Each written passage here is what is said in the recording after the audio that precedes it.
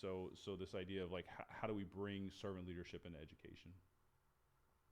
Okay, now I'm going to switch gear and talk about some of the subfacets of servant leadership. So that was the background, that's some of the research, some of the details. But now I want to talk about how each one of these major researchers have broken down the definition of servant leadership to more manageable chunks underneath. So we'll start with the 10 dimensions of servant leadership according to Spears. This is his research from 1995. And his subfacets of servant leadership he defined as listening, empathy, healing, awareness, persuasion, conceptualization, foresight, stewardship, commitment to the growth of people, and building community. So this was his way of defining servant leadership. So what I'd recommend is listen to all of these and see if any of them resonate with you. To me, 10 dimensions good, kind of tough to keep in my mind every day. All right. Then we go to Sipe and Frick from 2009, and they had the 7 pillars of servant leadership, and they said this is what a servant leader is. He or she is a person of character, a skilled communicator, a compassionate collaborator, a systems thinker, which is interesting, a moral authority, someone who has foresight, and a builder of community. Then you've got Keith in 2008, who did his 6 practices of servant leadership. So these are a little bit, now we're starting to get a little bit more how do I actually do it kind of things, right?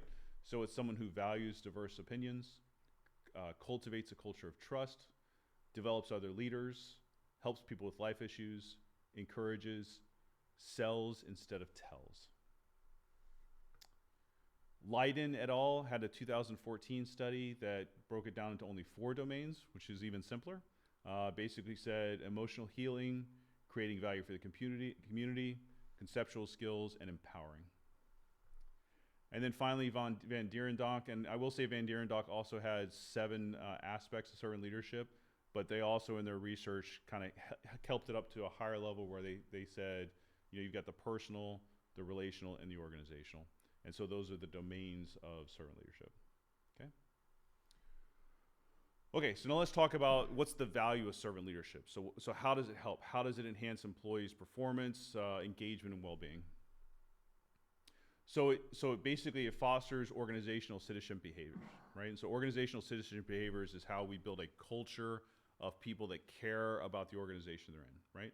So it prioritizes serving other people's needs over own self-interest, empowers and develops people. And I would say that this is empowering development. Empowerment wound up being the #1 driver of job satisfaction in the aspects of servant leadership in my research.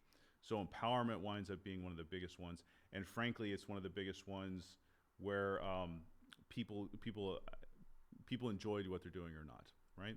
So my favorite example is my specific research was around veterans. And one thing that we find in veterans is they tend to leave the service and they'll go and join corporate America, and within 2 years they're very dissatisfied. So my own personal example would be, and this relates to a lot of my peers that served. You know, for example, I've got a friend of mine who was the nuclear engineer on a submarine, right? I've got friends who were running flights of multi-million-dollar aircraft off of aircraft carriers, right? Me personally, I remember right out of college in 2003, I was driving across the border, and this is young, 20-something-year-old Second Lieutenant Robert White, driving across the border from Kuwait into Iraq with $5 million of cash in the back of a truck and a pistol, right? And so you've got this experience as a veteran, and then you join corporate America.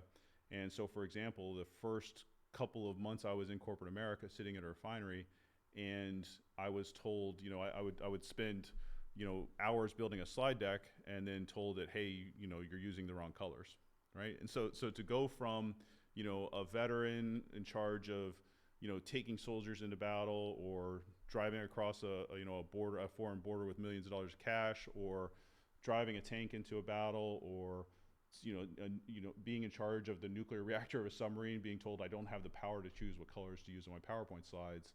It's just a tough thing to do, and that's why empowerment is so important. Okay, so how do servant leaders build trust, commitment, and loyalty among stakeholders, right? So let's start talking about, we're starting to talk about lateral leadership now and stakeholders. So #1, stewardship. Stewardship's an interesting one. I always struggled with stewardship as a concept because stewardship to me means not moving things forward. And that's not what it means at all. Stewardship based on servant leadership is more about acknowledging that you don't own the resources that you're given, but that you are expected to be a good steward of them. So for example, if you know, that $5 million, the US taxpayers' money I had, it wasn't my money to do with as I pleased, right? It was my job to make sure that money was accounted for and used in a good way as a steward of the US